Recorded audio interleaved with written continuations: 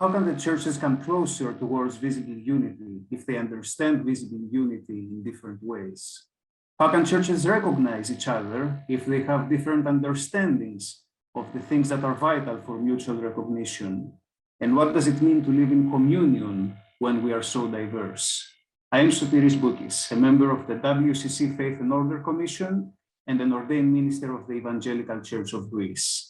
And in this webinar, we are going to share with you what we have heard the churches saying to us about these questions as they have responded to our text, The Church Towards a Common Vision.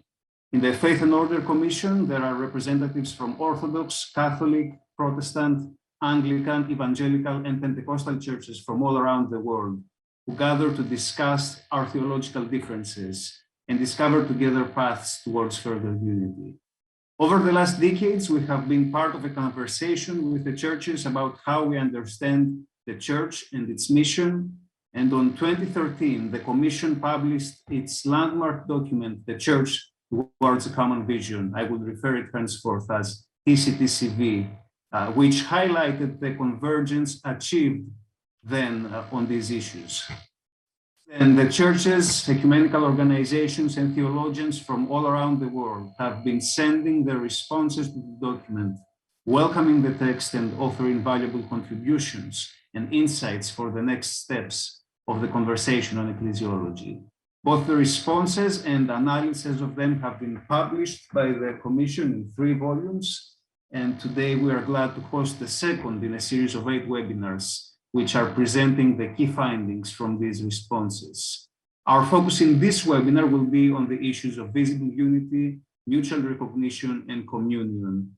And our first speaker today is the Reverend Dr. Susan Durber, an ordained minister of the United Reformed Church in the United Kingdom.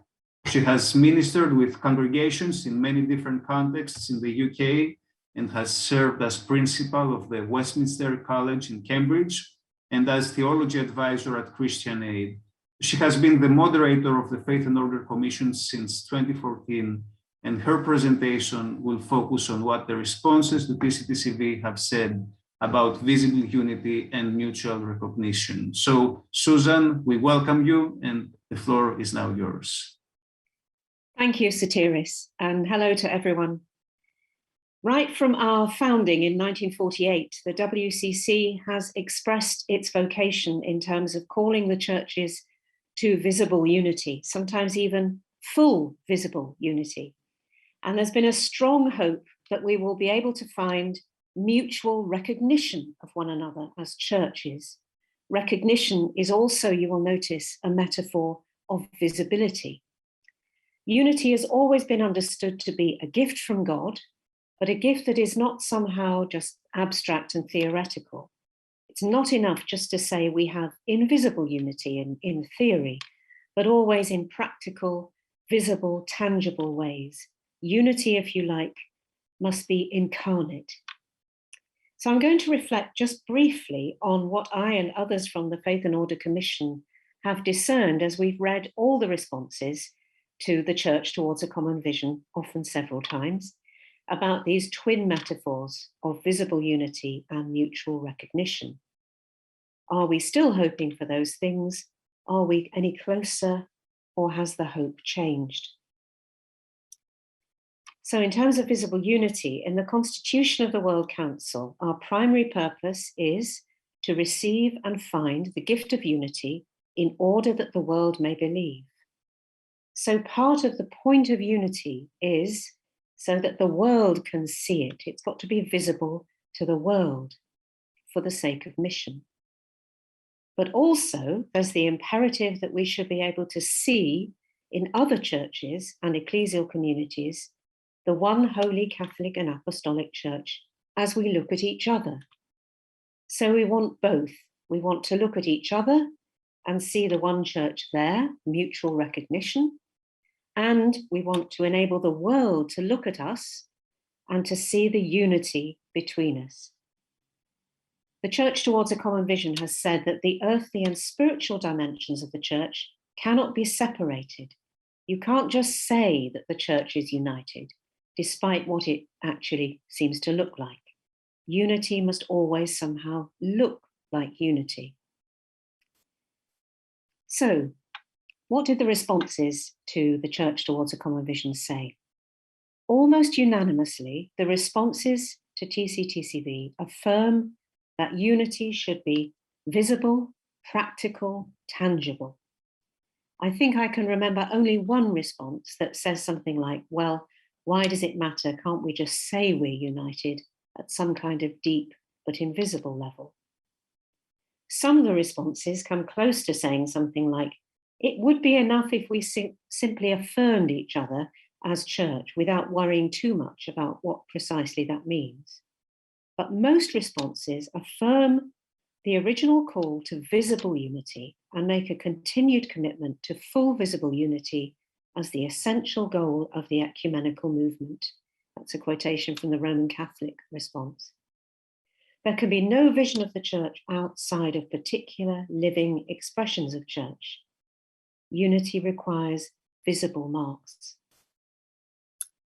However, many of the responses say now that for them, visible unity is evidently not going to be through visibly, structurally unified churches coming into being.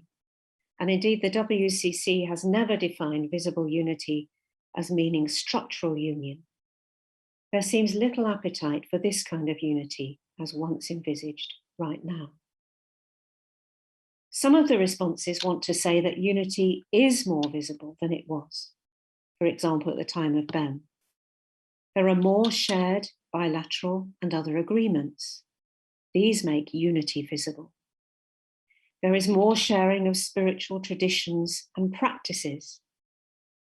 There is more, if you like, informal recognition of each other than there ever was, even if that can't always be tied down to formal agreements.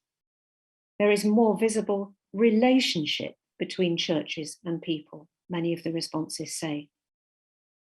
Some would say we now have a more visible shared understanding of the gospel than we once did.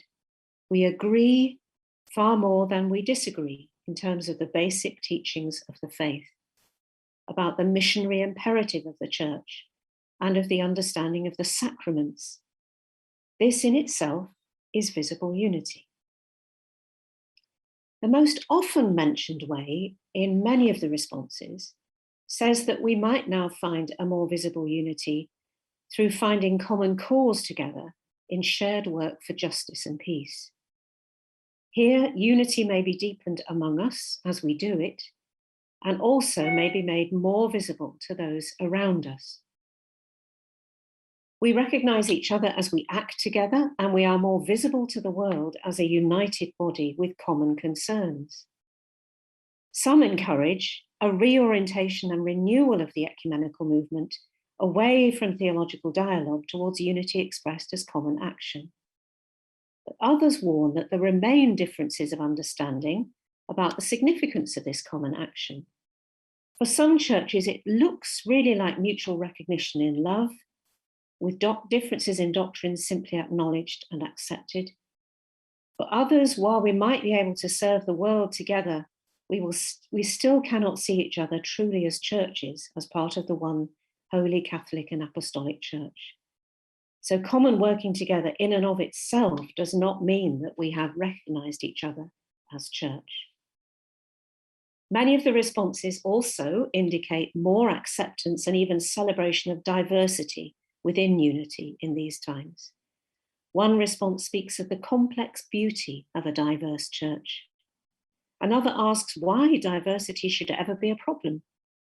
Another advocates embracing plurality while seeking unity of purpose. For others, what some celebrate as diversity is precisely what is disunity and makes unity invisible. So in conclusion, I want to say there is commitment to the visible unity of the church, while also some real frustrations about finding it. Some have more faith that unity can be visible now through common action for justice and peace. There is in some places a tendency to see diversity as itself positive, and so not to worry so much about seeking unity. But there is pain amongst those who do not think that they are recognized as church. There are some who are disappointed, but there are also some very positive responses, which encourage us all to keep going in whatever ways we can and not to lose sight of what we've achieved. The churches need to read each other's responses, and they will sometimes be joyfully surprised. The responses express, yes, the pain of the slowness of the journey, but also much grace and determination to keep going. And if I might very briefly just summarize this through showing 3 slides. So here's the document, and in the next slide, we see Odair himself, our director, receiving a response. And in the next slide, I want to emphasize that unity and recognition are both visible, tangible metaphors. We want the world to see unity, and we want to see in each other the one church. I think the responses show us that for many respondents, visible unity is now not so much structural, but it will be informal, relational, and dynamic, that it is found through working together for peace and justice, and that includes a wide diversity. Some are disappointed and frustrated with us and with each other, but for some, for many, grace abounds. Thank you.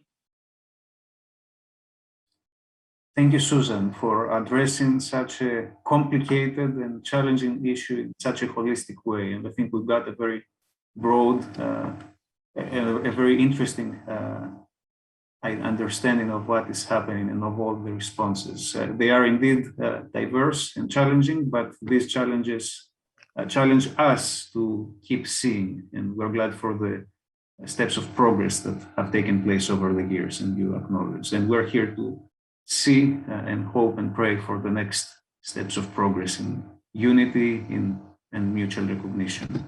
I would like to welcome those who joined the webinar during the first speech, and I want to remind them that at the end of the 3 speeches that we're going to hear, there will be time for questions that you can already write from now in the chat, either on Zoom, or if you're watching us live on YouTube, you can ask your questions there and in the chat, and the panelists will respond to them at the end of this, after their presentations.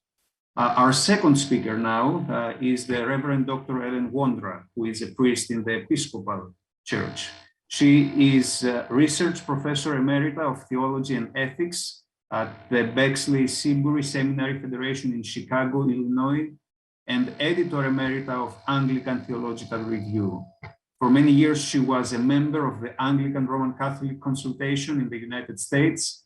She has been a member of the Commission on Faith and Order since 2015, and was one of the editors of the 2 volumes of responses to TCTCV and of the forthcoming volume of essays on key themes in TCTCV. Her presentation will be on the key findings from the responses to TCTCV on the theme of communion and koinonia. So Ellen, we welcome you, and the floor is now yours. Thank you, Sotiris, and it's so good to see all of you. Well, what's very early morning here on the West Coast of the United States. Over the past 20 to 30 years, many church leaders, ecumenists, and theologians have found it very encouraging and helpful to think of the church in terms of communion.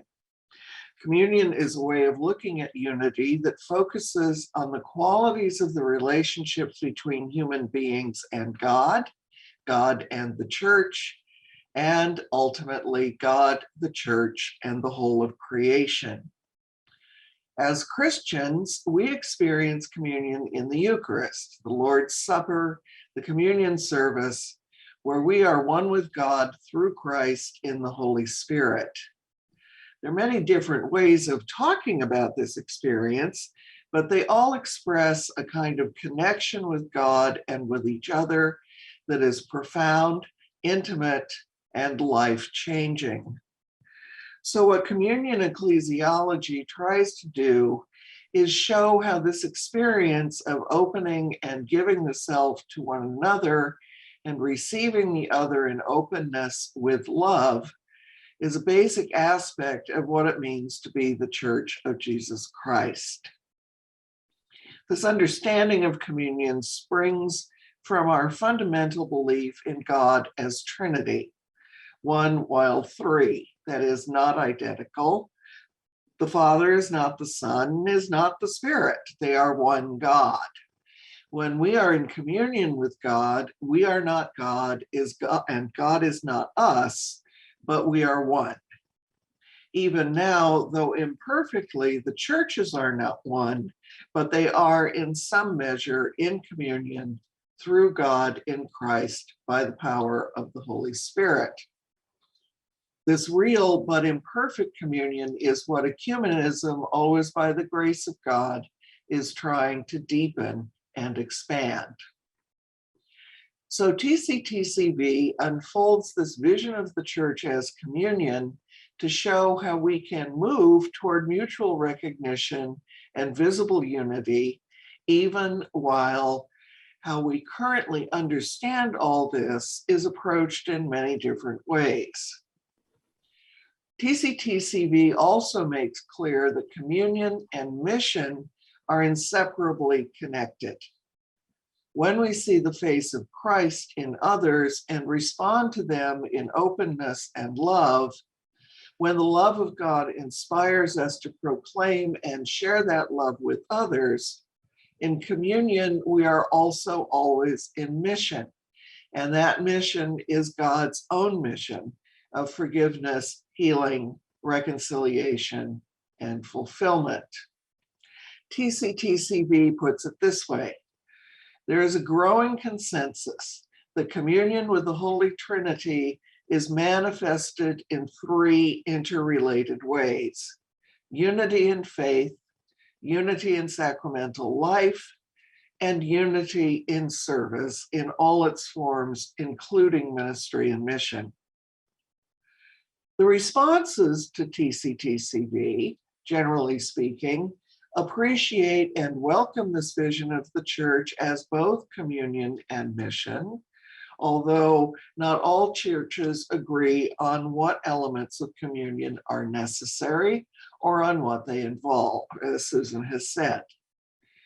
But the responses indicate in general that this vision of the church as communion is one that gives hope, because we already experience communion with God, with each other, and between churches in our ordinary lives, in many of the various relationships in which we are involved. The vision of communion helps make it clearer that we can still be different from each other while also together. Our differences enrich us, even when they may cause controversy and even division. Communion means that unity is not uniformity. It is connection in and through differences as well as agreement. So the question is no longer can or does my church believe or do X like those other churches, but rather can my church be in communion with those who believe or do X? While generally appreciating and welcoming this vision of unity, the responses also have a lot to say about how to make this vision richer, deeper, and more comprehensive. Quite a few responses want to make sure that the idea of covenant is not overlooked. Covenant, after all, begins with God, and it is maintained by God even when human beings disregard or even break covenant with God and with each other. The role of God in initiating and maintaining communion needs to be drawn out more. Other responses remind us that there are many ways to look at communion, and the particular way that TCTCV takes is not universally acceptable. The vision of communion needs to be both more specific, less abstract, and also more varied. And some responses say It should be more obviously related to Christ and to the cross. Christ's self-giving, even unto death, says something incredibly important about who God is and what kind of people and churches God calls us to be. Other responses place more emphasis on communion as fellowship, emphasizing the relations among the people of God, among the churches, along with the experience of communion in the Eucharist. Indeed, one response finds it ironic, even sad, that TCTCV emphasizes communion so strongly when it is when we celebrate Holy Communion that the churches are most obviously divided within themselves as well as from each other. Some responses want more attention to the aspects of communion that come through prayer and worship, through various spiritual practices, and through service and witness. Many responses want to point more to mission. God's calling us to participate in God's own work, and to how communion comes through mission and through working together for justice and peace, even when we are not receiving Holy Communion together. Some responses suggest that when the churches come together in mission, service, and witness, they find ways toward greater unity that are not as evident when the focus is on doctrinal and theological issues. So the responses to TCTCV make it clear that the vision of churches' communion is a helpful one, but it still needs further work. Much of that work involves coming together to an understanding of what differences are legitimate and which are unacceptably divisive. And it also involves deepening and broadening our engagement in and understanding of mission, of how God is at work in the world in ways that bring us together as churches for the sake of the world God loves and for which Christ was willing to die. Thank you.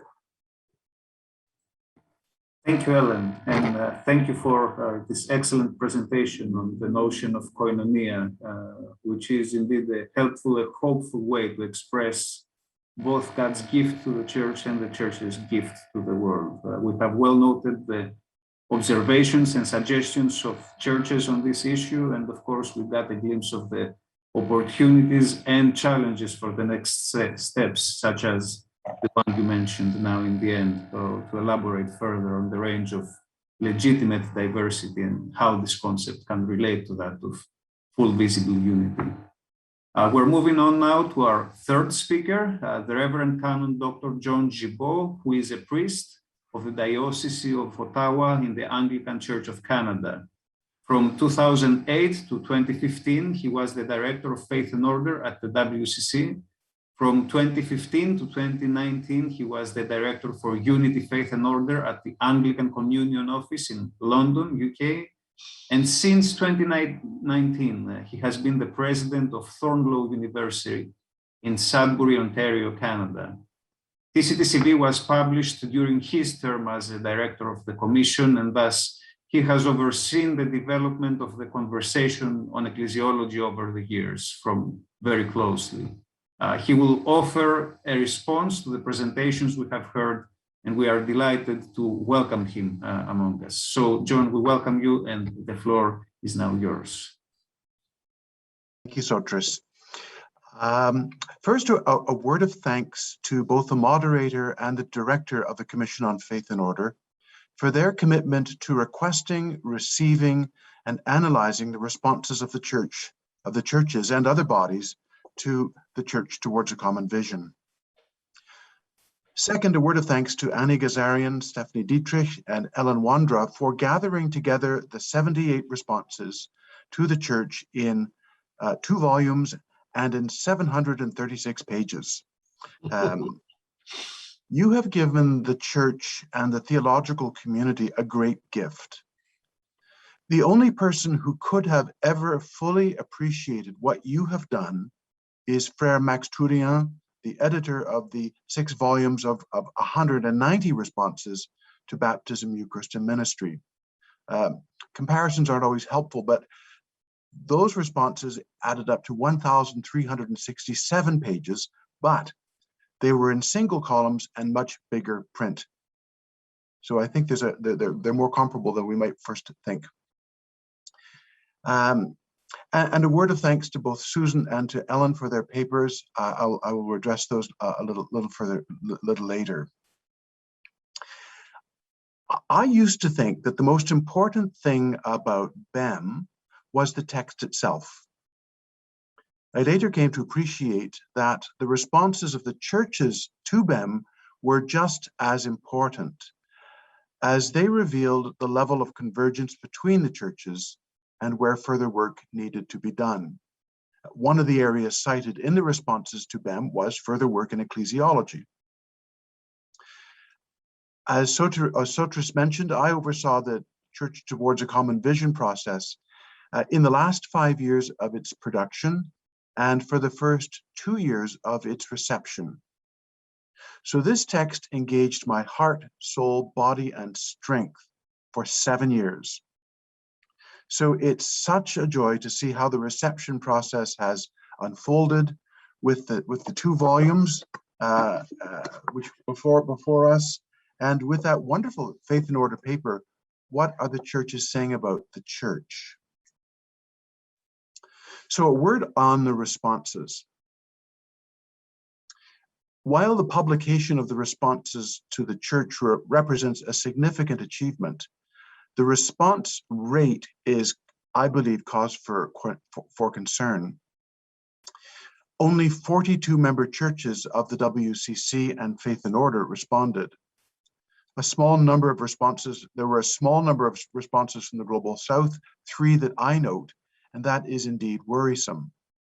From Latin America, not a single response, although the text was translated into both Portuguese and Spanish. Despite the translation into Chinese and Korean, no responses. And despite the translation into Swahili and Kiswahili, no responses from churches speaking those languages. I was really delighted with the 8 Orthodox responses, including an inter-Orthodox response from WCC member churches. 47 of the 78 responses come from what the current director of Faith and Order aptly describes as NATO ecumenism. But these also are atypically low. As a Canadian, I am deeply puzzled that there were only 3 responses from my country and nothing from the United Church of Canada, which is really surprising and discouraging. By Commonwealth comparison, there were 4 responses from Australia, none from New Zealand. Another huge disappointment for me personally was the low number of Anglican responses, 7 altogether. The Inter-Anglican Standing Commission on Unity, Faith and Order, of which I was a member and then later director from 2015, worked so hard to encourage responses from the Anglican Communion and designed a really helpful response process that would have served not only the WCC, but also the Anglican Communion's own self-reflection on ecclesiology. Well, that didn't happen. We cannot forget that so many of the churches from the global north who responded to BEM in the 1980s today simply lack the resources and infrastructure to respond. There is a decline in church life in the NATO churches that includes decreasing care for Christian unity. Critical observations about the lack of responses from the churches of the Global South, as well as from evangelical and Pentecostal churches, including megachurches, raise utterly valid questions. That the current Commission on Faith and Order is responding by following up in new ways with churches not yet part of the conversation is to be commended. On the other hand, the published responses include unexpected ones from the Christian World Communions, national and regional councils of churches, ecumenical organizations, individuals, members of the Theological Academy, canon lawyers, and bilateral dialogues. I was so surprised and grateful for the response from Christian Science Church. Now, these responses were never the ones that we intended. But I believe that Faith and Order is blessed by these three surprises from the ecclesial highways and byways. Despite these encouraging, unexpected responses, the low levels from WCC and Faith and Order member churches begs some questions. Perhaps it was not wise to repeat the BEM process in such different times. Or it may be that the Church Towards a Common Vision is not a very good paper, but the responses, in fact, point to its value. Or perhaps its time has not yet come. That's true, I think, with many ecumenical documents. And I think churches have a hard time getting their heads around ecclesiology. However, there is something that happened, or rather did not happen, that has to be taken into account in assessing the low number of responses. At the 2013 WCC Assembly in Busan, Korea, there was not a single plenary session dedicated to Faith and Order in general and to the Church Towards a Common Vision in particular. Instead, the WCC leadership opted to highlight a two-page unity statement by an ad hoc group led by WCC staff, with no mention of the insights of the Church Towards a Common Vision, with the exception of a single footnote. We pray that as our churches respond to the Faith and Order document, The Church Towards a Common Vision, we may be helped to understand more of the visible unity that God calls us to live in and for the world. Now, this is in stark contrast to the unity statement of the 2006 Porto Alegre Assembly, called to be the one church, which was prepared by Faith and Order and followed organically from the nature and mission of the church, the predecessor of the Church Towards a Common Vision. There was in Busan granted a self-selecting ecumenical conversation on the Church Towards a Common Vision, but the report it produced constitutes only 6 pages of a 161-page report on those conversations. In short, the leadership of the WCC in planning the 2013 Assembly in Busan made a decision not to highlight the second ever convergence text of the Commission on Faith and Order, giving a very mixed message to the churches. The opportunity to celebrate and promote the Church in the widest and most strategic venue available to the World Council of Churches was lost. I cannot understand the low level of responses to the Church without taking into account what can only be described as sabotage. Assessing the responses. A real test for Faith and Order will be the complexity of the responses. Consider, for instance, that of the 78 responses, only 6 responded to the 5 questions posed to the churches by Faith and Order on page 3 of the introduction to the church. Now, those are strategic questions that would have really helped the Commission analyze and group together the responses. The responses are different in terms of tone, length, style, and depth, making a measured assessment of them a real challenge. My observation is that the most critical responses to the Church Towards a Common Vision were the ones that did not correspond or did not respond to the 5 questions. That both Susan and Ellen have been able to produce such cogent uses of the responses says much about their patience and their skills in ecclesiology. And I would suggest that perhaps as they're both educators, or having read many student papers must have helped as well.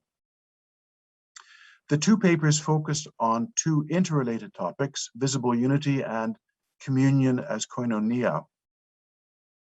My first reaction on reading the papers was disappointment, not with the papers themselves, but with the responses that they so skillfully harvested. My own reading of the responses, especially from the majority which did not answer the questions asked of them by Faith and Order, would suggest that the Church towards a common vision, as well as being a tool to discern consensus on ecclesiology, also functions like an ecclesiastical Rorschach test. Now, for ecclesiology, this is not necessarily a bad thing. My initial reading of the responses left me baffled about what actually the churches were trying to say about the church towards a common vision. And I was feeling like I was trying to watch a 3D movie without the proper glasses to bring the picture into focus. The dual papers of Susan and Ellen provided me with those proper lenses to see clearly what the churches were telling us, at least about visible unity and koinonia. And that clarity from those papers gives me hope.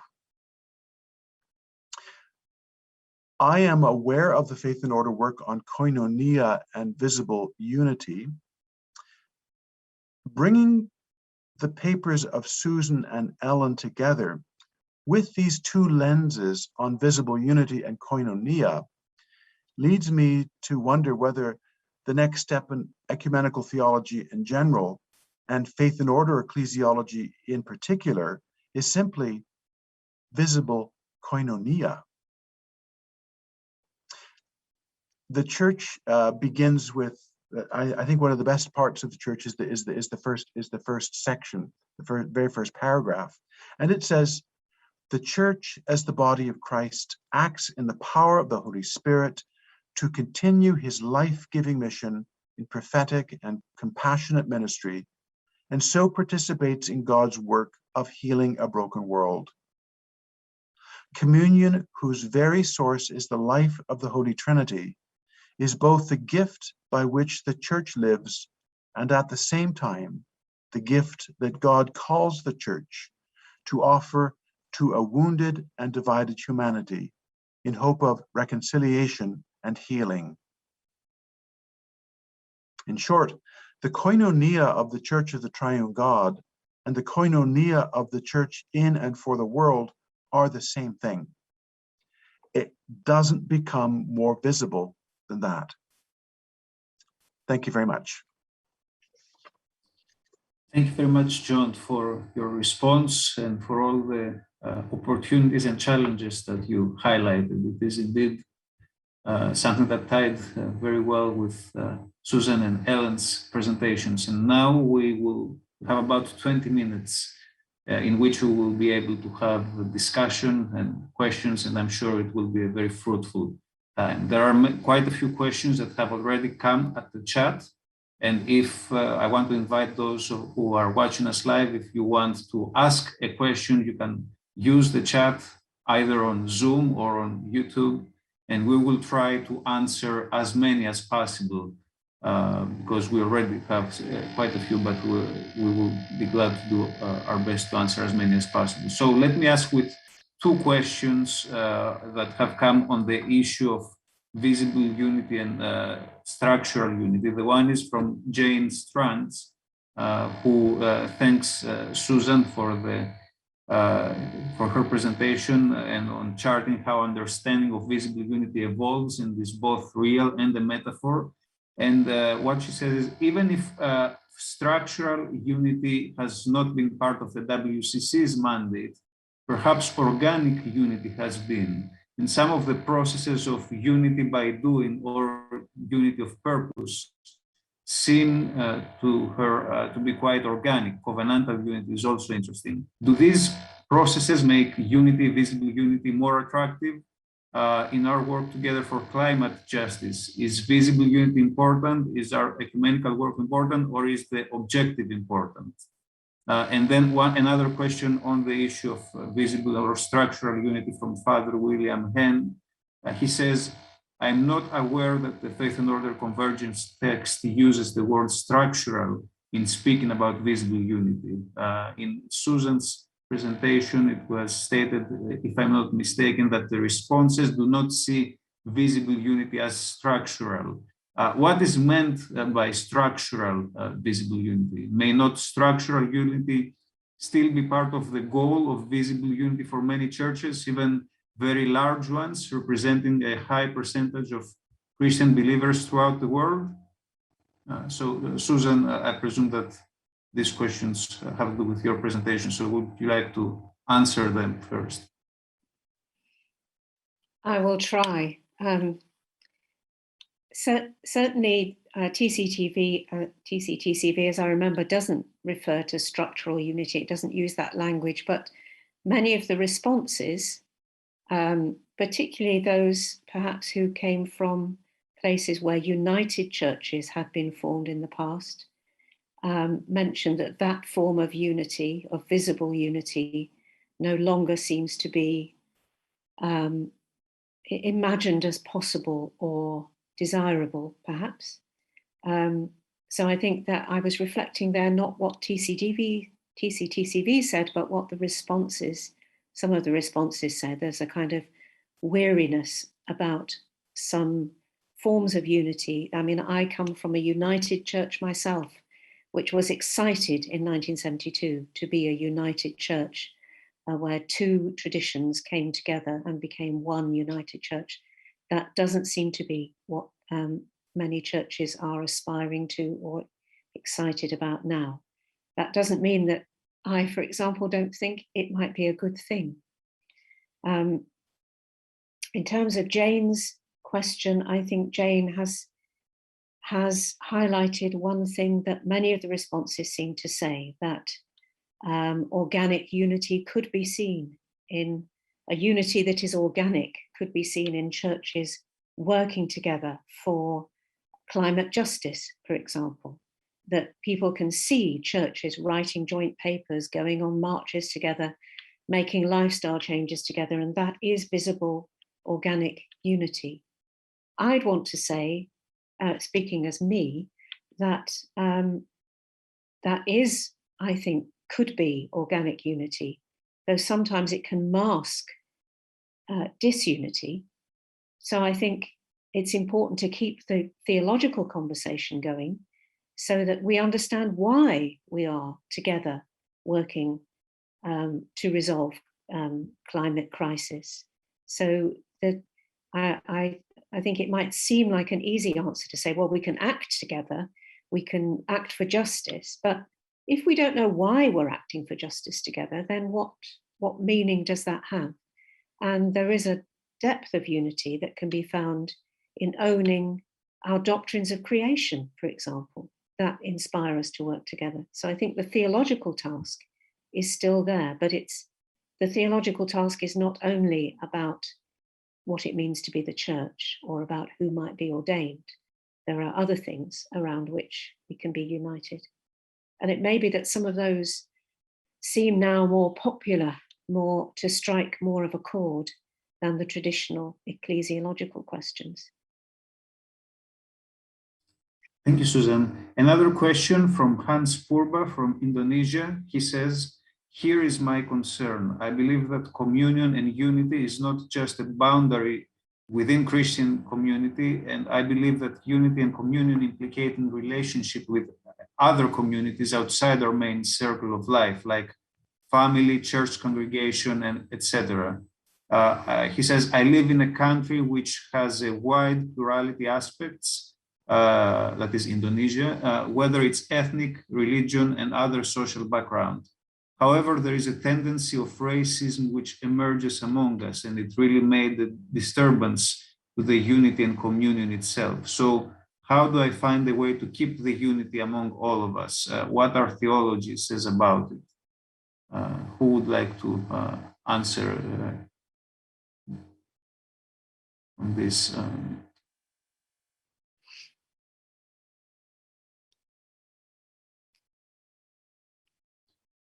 Ellen, would you like to take this question of what it means to live communion in a broader sense, not just between churches, but in other aspects? Since communion was your issue, I presume this question is for you. Sure, thanks, Soteris. I think that what TCTCB and communion or Koinonia Ecclesiology do is to point to and to really highlight, emphasize, encourage the fundamental connection of all things inside the church, but beyond the church, in the world, in the whole of creation. And what the church is called to do is to not only manifest that connectedness, that communion, but also to offer it, to foster it, to encourage it in all areas of creation, all areas of human life.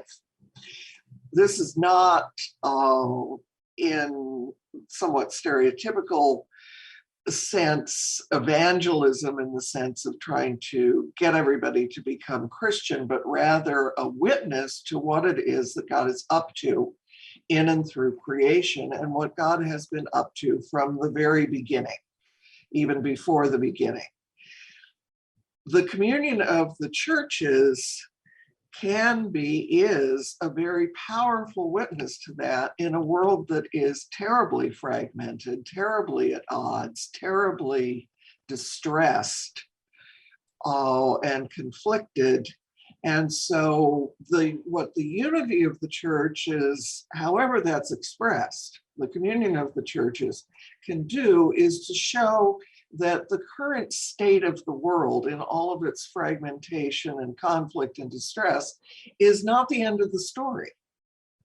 That there's something more, something beyond that is not just sort of out there as an ideal, but is actually even now real among us at every level of our connections with each other inside and outside of the church. So for me, and I think in the history of the ecumenical movement, it's as much a matter of giving hope as it is of getting along. God is one, we are called to be one, and at its best, the churches at every level of their lives, from congregations, local groups, up through whatever global, worldwide associations we have, that the church is a witness to the possibility of something much greater and better than we generally experience in our ordinary lives. Thank you, Ellen. Another question from Noel Davis, who says, while I recognize the key distinction of focus between visible unity and communion, the one recognizing structural expressions and the other focusing on relationships. But isn't the true test of effective communion is our ability to share ministry, sacraments, decision-making, and mission, and training, resourcing. So don't these require a degree of shared structures, etc., so that communion can be seen to be not only theoretical, but having an impact on the life of the churches? Who would like to answer this question? And then there's a second question, let me ask it as well. From Tommy Kartunen, it seems the Roman Catholic and Orthodox churches are the firmest supporters of visible unity as the classical goal of the ecumenical movement, although also in these traditions, the vision of the church as communion of communions is important. Is it so that we can continue classical faith and order work with new partners only if the life and work aspect, biblical narratives, and spiritual experience are included more explicitly? So we have these questions. Who would like, in the panel, would like to answer either one of these? Ellen and then Odair. I really appreciate the question about the need for structure and coordination. And that's absolutely the case. If we cannot be seen to work together, then all of the theological agreement is weakened. And to work together, we do need some basic structures and processes of coordination.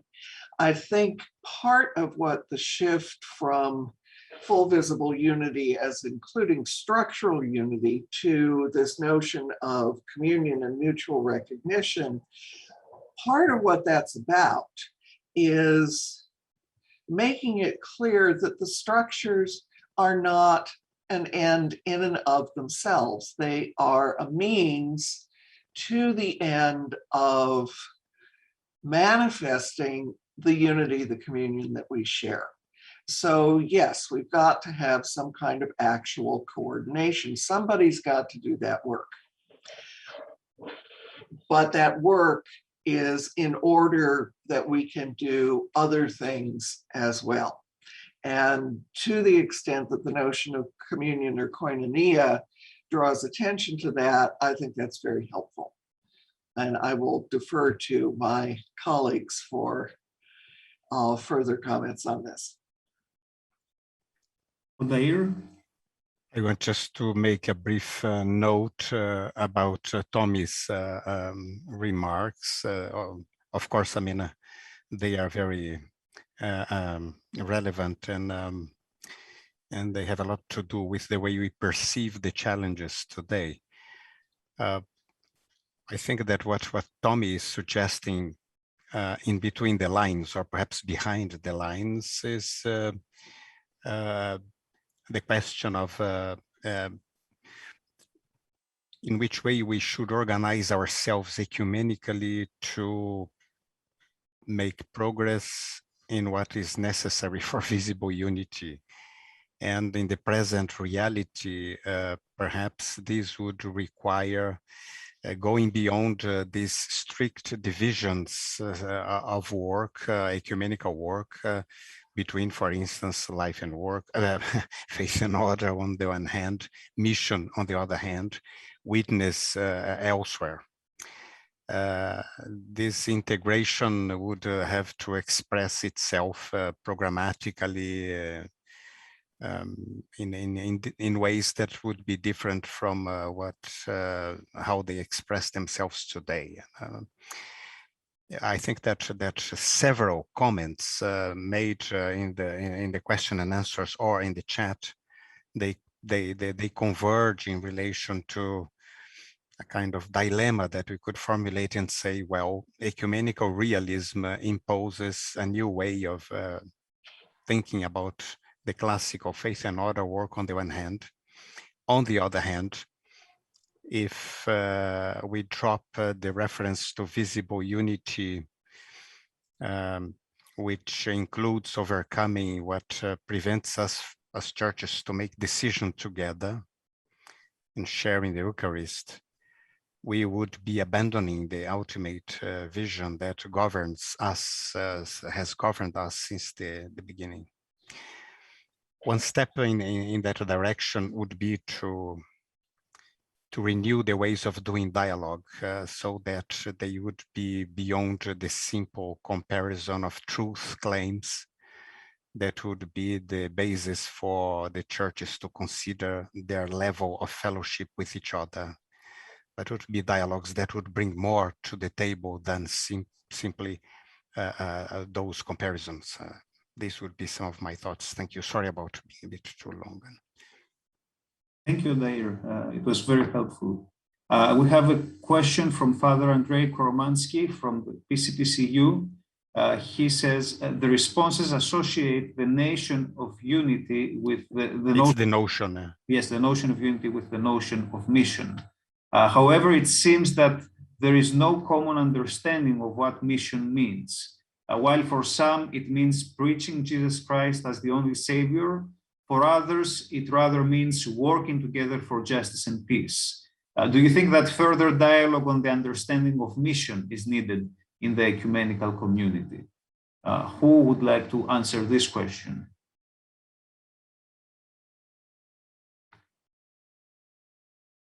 Yes, John.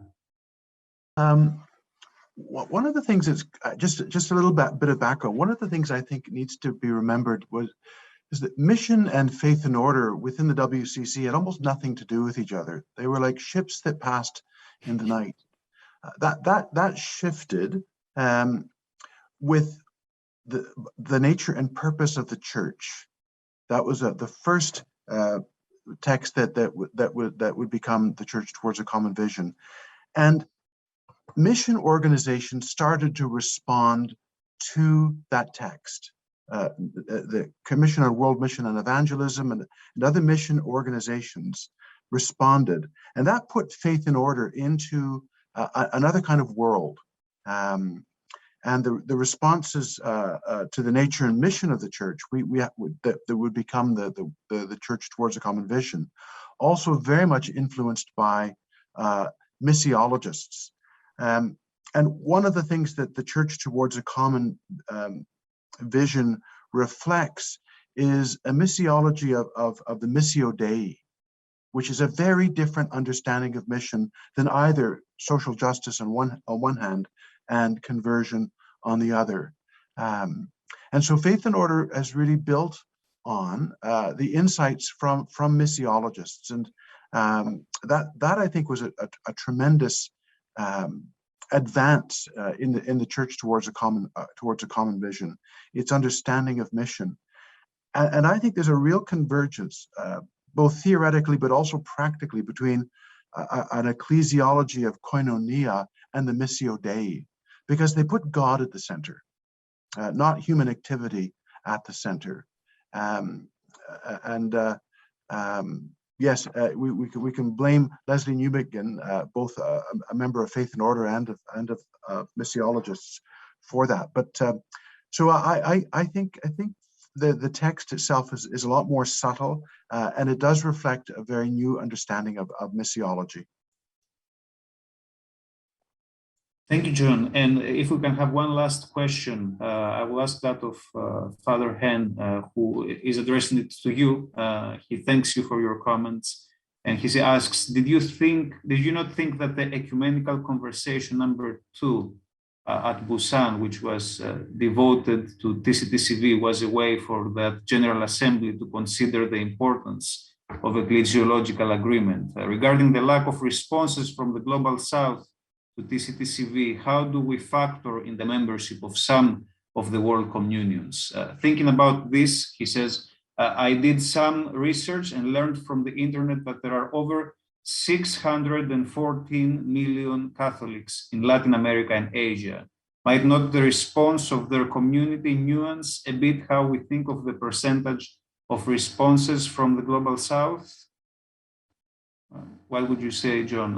So there are a couple of questions from Bill, and lovely to hear from you, Bill, indirectly. No, I don't think an ecumenical conversation was sufficient. I think it was a good thing to have a conversation, but without an assembly, without that space to address the entire assembly, I think it failed miserably. And there were some interesting things in there, but it was an ecumenical conversation. It was very, very limited in those who participated. It was self-selecting, and its response is just insufficient, I think, compared to what an assembly plenary session would have given it. Yeah, that's one of the complexities of your question about 600 million Catholics in Latin America. That's part of the complexity of the responses. And let's just look at the response from the Catholic Church, because it's a significant one. And I don't know if I've been on Faith and Order. How do you use a response that comes from over 1 billion people to some that represent thousands of people? you know, that's something that needs to be taken into account. But I was thinking also of the WCC member churches in Latin America. I'd want to look at who on the PCPCU was from Latin America that was on that. But the Latin American perspectives aren't as visible as they could have been, even if there were Latin American people on who were part of the PCPC response team. I also note that the current director of Faith and Order is from Brazil. You know, you've got to take that into account as well. But in terms of locating responses from member churches of both the WCC and Faith and Order, which aren't identical, it's tricky. Thank you, John. We have many interesting questions and comments yet, but unfortunately our time is up, and at this point our webinar needs to reach its end. But from all the discussion that we had so far today, we hope that you enjoyed it and that it gave you a glimpse of the latest work of the Faith and Order Commission on Ecclesiology. And our hope is that this series of 8 webinars will give you the highlights of the Commission's work on ecclesiology in the last 6 years. If you missed the previous webinar or you want to stay updated on the next ones, please subscribe to the channel of the WCC on YouTube, where we upload these videos, and stay connected with us because the best is yet to come. And please keep the WCC and our Commission in your prayers. As today's webinar has shown, the road to visible unity, mutual recognition, and further communion is a pilgrimage that requires a patient and fraternal dialogue. In this pilgrimage, along the way, we encounter both opportunities and challenges like the ones we heard today, but by the grace of God and through your prayers, we will keep walking together this road, and we'll keep seeking to discover further areas of convergence. Before we close, let me say a word of thanks to the people who took part in this webinar, to our speakers, Susan Durber, Ellen Wondra, John Gibeau, and to our director, Odair Pedroso Mateus, to the WCC leadership, secretariat, and communications team for the technical support, and of course to all of you who are watching us, asking questions, and those of you who pray for unity and for the work of the ecumenical movement. We look forward to seeing you in our next webinars. May God bless you, and may you have a wonderful day. Thank you. Thank you.